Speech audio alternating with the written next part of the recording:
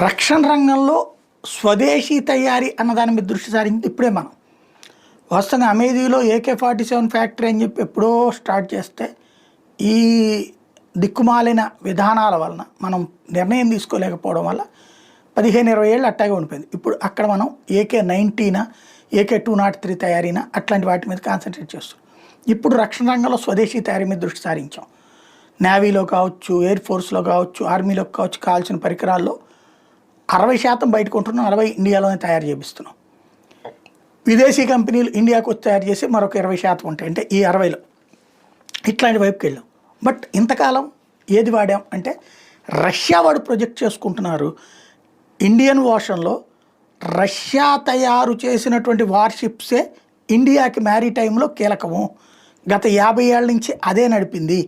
ఇది Russia navy day సందర్భంగా భారతదేశం వాడేటటువంటి